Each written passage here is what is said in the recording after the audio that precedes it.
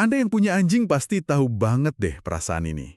Pas lagi capek-capeknya pulang, terus lihat mata anjing Anda, dan rasanya semua beban tuh kayak hilang gitu aja. Iya, iya. Nah, akan-akan dia tuh ngerti banget perasaan kita. Nah, kita kan semua merasakan ikatan luar biasa ini ya.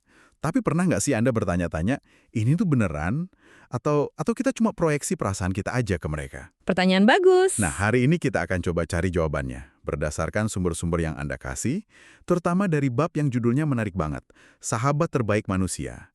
Kita akan melakukan perjalanan panjang, sekitar 40.000 tahun ke belakang. Jauh banget itu. Ya kan? Buat membongkar sains di balik hubungan ini. Kita akan lihat gimana mencintai anjing itu secara harfiah telah mengubah otak, tubuh, dan bahkan DNA kita. Tepat sekali. Ini bukan sekedar perasaan hangat dan nyaman loh. Sumber-sumber ini nunjukin sesuatu yang jauh lebih dalam. Ini tuh kisah tentang gimana dua spesies yang beda banget, manusia dan serigala, bikin semacam perjanjian evolusioner. Perjanjian ya? Iya, perjanjian yang pada akhirnya mengubah keduanya selamanya. Kelangsungan hidup kita ternyata saling terkait erat. Oke. Mari kita mulai perjalanan ini dari titik paling awal. Sumber Anda nyebutin sebuah temuan arkeologis yang, menurut saya, luar biasa di Israel Utara. Ah ya, fosil itu? Fosil berusia 12.000 tahun, kerangka manusia purba yang dikubur, sambil memeluk anak anjing. Ini bukan sekedar tulang belulang, ini bukti cinta. 12.000 tahun yang lalu, anjing itu udah dianggap keluarga. Dan itu baru yang bisa kita lihat dari fosil loh. Bukti genetiknya mendorong garis waktu itu lebih jauh lagi. Lebih jauh lagi. Ya, antara 27.000 tahun sampai 40.000 tahun yang lalu. Nah, disitulah titik di mana beberapa serigala mulai misah dari kawanannya dan deketin perkemahan manusia. Ada beberapa teori sih soal gimana ini dimulai. Bisa jadi serigala yang lebih jinak, yang kurang agresif, sadar kalau ada sumber makanan gampang dari sisa-sisa perburuan manusia. Jadi semacam seleksi alam gitu ya. Serigala yang paling galak diusir, terus Yang paling ramah bisa makan dan bertahan hidup. persis. Atau bisa juga manusia purba yang proaktif. Mereka mungkin sengaja berbagi daging dengan serigala sebagai imbalan. Imbalan untuk apa? Perlindungan dari pemangsa lain, atau mungkin bantuan pas berburu. Apapun skenarionya, hasilnya sama. Dimulailah proses domestikasi yang panjang. Tapi yang paling mencengangkan bukan itu. Oh iya, apa yang lebih mencengangkan dari itu? Bagian di mana gen kita dan gen anjing mulai berbicara satu sama lain. Maksudnya di mana tuh berbicara? Selama puluhan ribu tahun, kita kan hadapi tantangan yang sama. Iklim keras, cari makan, bertahan dari ancaman. Nah, sumber Anda ngejelasin kalau para ilmuwan nemuin adanya evolusi konvergen. Evolusi konvergen? Artinya, gen manusia dan gen anjing yang terkait dengan pencernaan, metabolisme, bahkan fungsi neurologis, itu mulai berubah dengan cara yang paralel. Tunggu. Biar saya paham dulu. Maksudnya bukan cuma perilaku kita yang jadi mirip, tapi sampai ke level kode genetik. Betul. DNA dua spesies yang sama sekali berbeda bisa berubah dengan cara yang sama karena hidup bareng. Itu gila, kok bisa? Itu nunjukin betapa dalamnya hubungan ini. Tekanan lingkungan yang sama ngebentuk kita dengan cara yang sama. Contohnya, gen yang bantu kita cerna pati juga mutasi serupa pada anjing.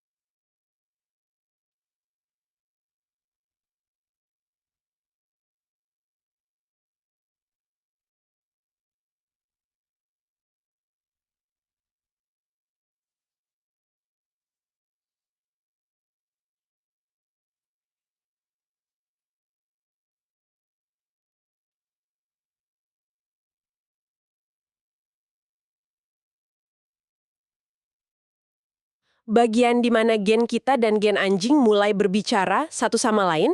Maksudnya gimana tuh berbicara? Selama puluhan ribu tahun, kita kan hadapi tantangan yang sama, iklim keras, cari makan, bertahan dari ancaman. Nah, sumber Anda ngejelasin kalau para ilmuwan nemuin adanya evolusi konvergen.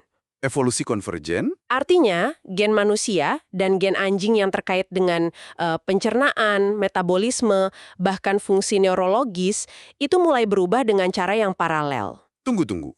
Biar saya paham dulu. Maksudnya bukan cuma perilaku kita yang jadi mirip, tapi sampai ke level kode genetik. Betul. DNA dua spesies yang sama sekali berbeda bisa berubah dengan cara yang sama karena hidup bareng. Itu gila, kok bisa? Itu nunjukin betapa dalamnya hubungan ini. Tekanan lingkungan yang sama ngebentuk kita dengan cara yang sama. Contohnya, gen yang bantu kita cerna pati juga mutasi serupa pada anjing. Karena mereka mulai makan sisa-sisa pertanian kita. Tepat. Ikatan kita secara harfiah tertulis di dalam DNA kita. Luar biasa. Setelah dengar soal evolusi bersama itu, saya jadi kepikiran deh. Perasaan saya ke anjing saya tuh kadang mirip banget sama perasaan orang tua ke anak.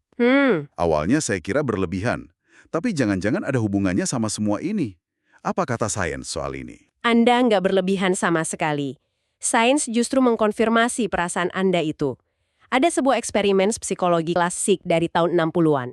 Namanya uji situasi asing atau strange situation test. Oke, saya pernah dengar soal ini. Bayinya ditinggal di ruangan sama orang asing, terus dilihat reaksinya pas ibunya pergi dan balik lagi kan? Bener.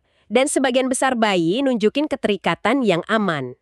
Artinya, mereka jadiin ibu mereka pangkalan aman atau secure base. Pangkalan aman. Mereka berani menjelajah pas ibu ada, cemas pas ibu pergi, dan seneng banget pas ibu kembali.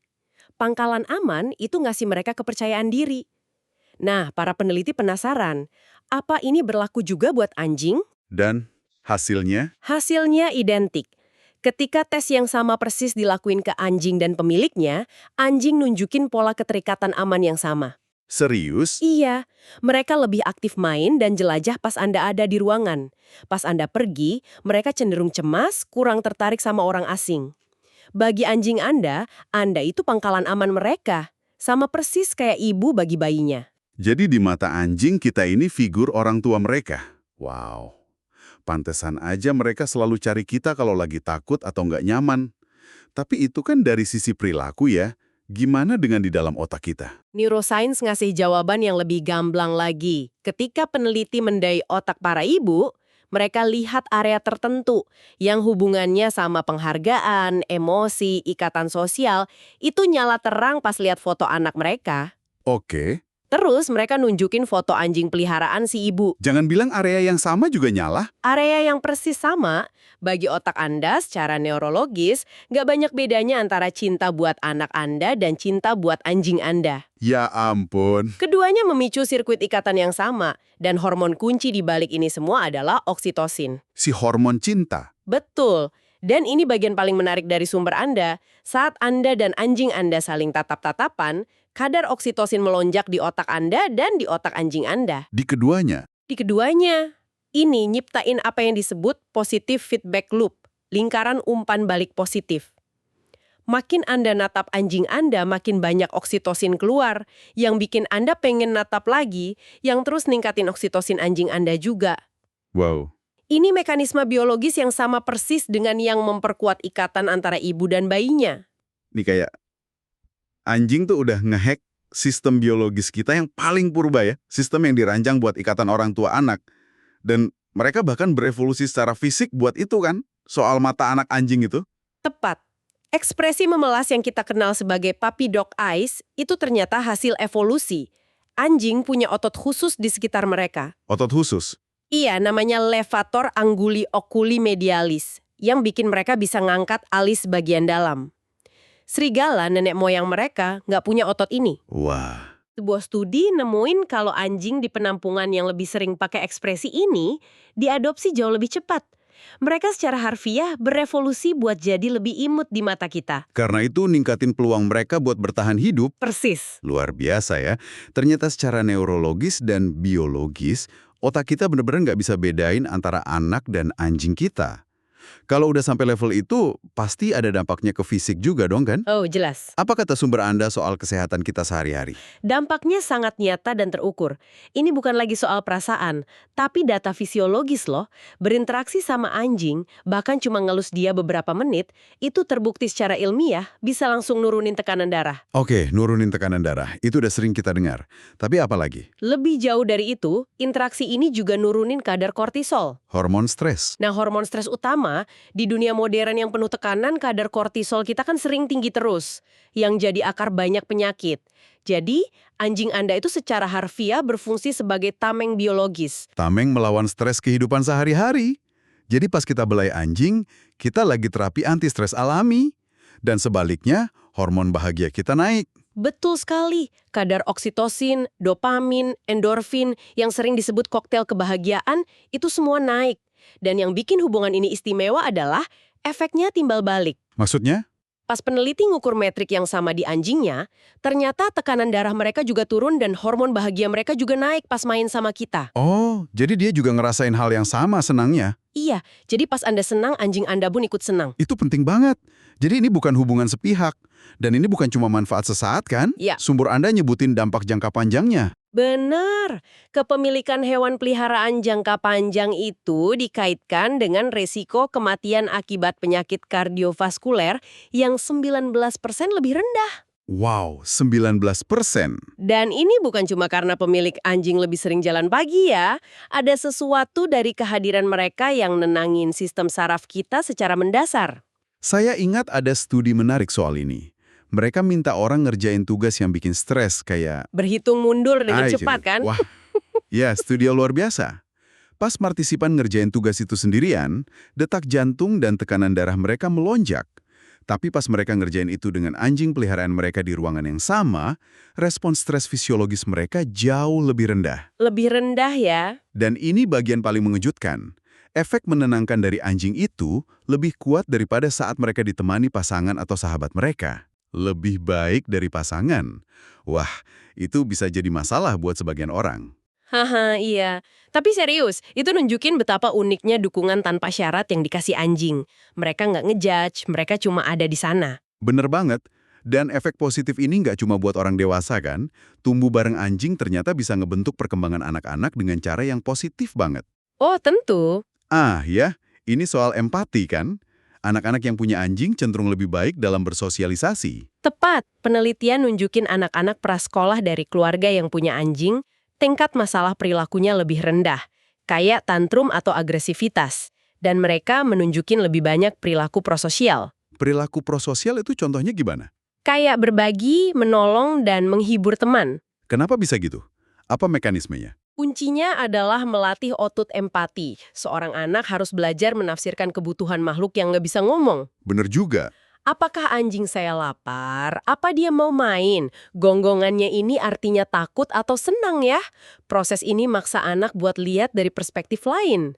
Sebuah keterampilan fundamental buat semua interaksi sosial. Betul, anak-anak yang punya ikatan kuat sama hewan peliharaan ya terbukti punya skor empati yang lebih tinggi. Jadi, anjing itu guru empati pertama bagi seorang anak. Dan sepertinya, mereka bukan cuma bikin kita jadi orang yang lebih baik, tapi juga bikin kita terlihat lebih baik di mata orang lain. Ah ya, efek anjing dalam interaksi sosial. Ini nyata. Ada beberapa studi lucu di sumber Anda soal ini kan? Betul, orang secara konsisten dinilai lebih ramah, lebih bahagia, dan lebih gampang didekati pas mereka lagi sama anjing. Ada satu studi di Prancis, seorang pria minta uang di jalan. Oke. Pas dia sendirian, sedikit banget yang ngasih. Tapi pas dia ditemenin seekor anjing, jumlah orang yang ngasih dia uang naik lebih dari 2 kali lipat. Cuma karena ada anjing. Bagaimana dengan urusan asmara? Efeknya lebih dramatis lagi. Di studi lain, seorang aktor pria deketin wanita di jalan dan minta nomor telepon mereka. Tingkat keberhasilannya pas sendirian sekitar 9%. Rendah ya? Cukup rendah. Tapi pas dia ngelakuin hal yang sama sambil bawa anjing, tingkat keberhasilannya meroket jadi 28%. Jadi ini life hack yang didukung sains ya. Lupakan mobil sport, adopsi aja anjing dari penampungan. Bisa dibilang begitu. Tapi jok samping, ini nunjukin kalau anjing itu berfungsi sebagai sinyal sosial yang kuat. Sinyal kalau orang ini mungkin penyayang, tanggung jawab, dan aman buat didekati. Benar, anjing itu memecah kebekuan sosial. Mereka ngasih alasan gampang buat orang asing memulai percakapan. Jadi, Kalau kita rangkum perjalanan kita ini ya, ikatan Anda dengan anjing Anda itu jelas jauh lebih dalam dari sekedar persahabatan biasa. Ini hubungan evolusioner yang tertanam di DNA kita, yang secara aktif menyehatkan tubuh kita dan bahkan membuat kita jadi versi diri kita yang lebih baik dan lebih berempati. Ilmu pengetahuan ini pada dasarnya ngasih tahu Anda sesuatu yang penting. Memelihara ikatan dengan anjing Anda itu bukan hal sepele. Ini adalah bentuk perawatan diri yang sangat kuat.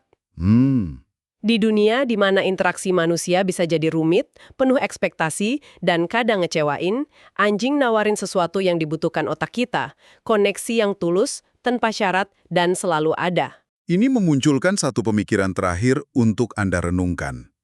Di dunia yang kadang terasa terpecah belah banget, di mana perbedaan kita lebih sering disorot daripada kesamaan kita, mungkin kita bisa belajar dari cara kita mencintai anjing. Maksudnya?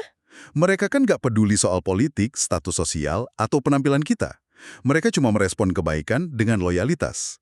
Mungkin kita bisa mencoba melihat percikan kepolosan dan cinta tanpa syarat seekor anjing pada satu sama lain.